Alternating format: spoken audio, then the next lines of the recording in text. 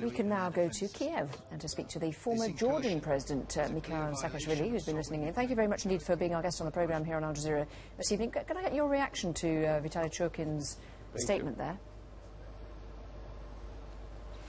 I think it's a shameless baloney, and it reminds of the statements of Stalin's diplomats after Stalin's Soviet Union attacked Finland or Poland, or indeed of Nazi diplomats when they shamelessly attacked European countries, blaming victims for everything. You know, he might claim that there are Russian volunteers, but did these Russian volunteers get their tanks in grocery stores on the roads to the points they attacked? Did they get their sophisticated anti-air missiles from babushkas that sell them on the roadsides or in marketplaces? Or how come obviously, sorry to interrupt. Samantha Power was obviously very strong in her language about what was going on there, the American ambassador.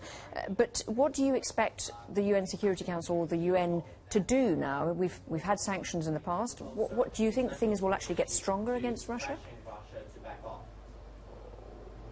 Well, besides meeting lots of Ukrainian officials, I had contacts with people in the street here, and people are really frustrated by lack of stronger international reactions, because, you know, people, when they hear that somebody has strong concern, they get allergy towards strong concerns. It's time to pass from the words to deeds. There were some deeds that done, like sanctions, but I think what can really realistically be done now, besides supplying Ukrainian army with intelligence equipment and with precision weapons, training their troops, what they really need to, and really doing the things that Churkin is claiming Americans are doing, and in fact it's not being done.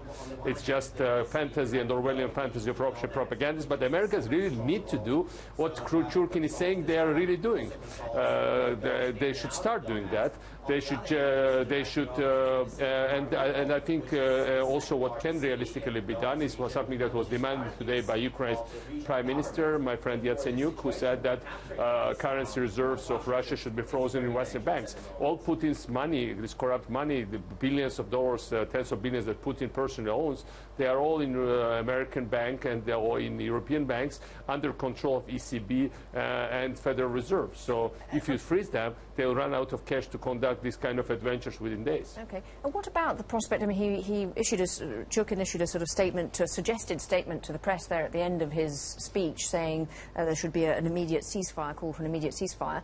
How likely is a ceasefire at this stage in Ukraine, do you think, from the people you've been talking to on the ground there? Well, the previous story of Georgia was the following. Russians from time to time imposed ceasefires on different Georgian governments, and once ceasefire was installed, they brought in their people, they took a new piece of territory, and then brought in so-called peacekeepers, whom we in Georgia used to call peacekeepers, in terms of keeping peace here and peace there of former Soviet Empire.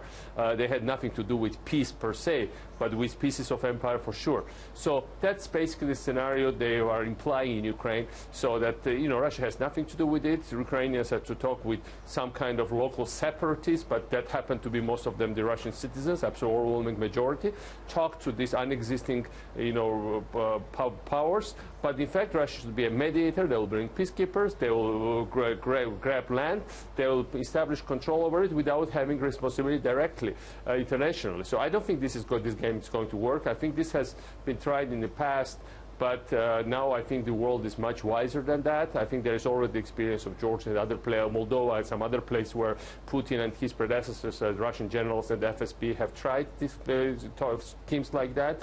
I think what is really going to happen, that Russians that got carried away, they thought Crimea was so easy that they could easily grab south and east of Ukraine, go all the way and cut Ukraine from the sea, go all the way to Moldova, basically take off this southern European flank and impose new realities in Europe.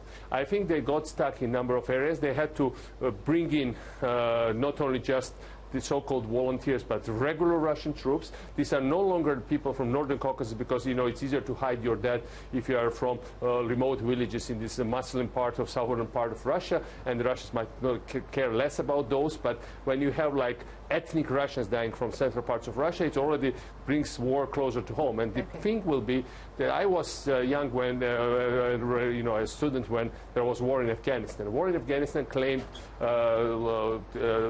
something like 15,000 of Soviet lives. But I remember that it's paralyzed the Soviet Union. Russia cannot sustain many dead Russians. Putin cannot sustain long-term war. He is bluffing. He is gambling on the world doing nothing.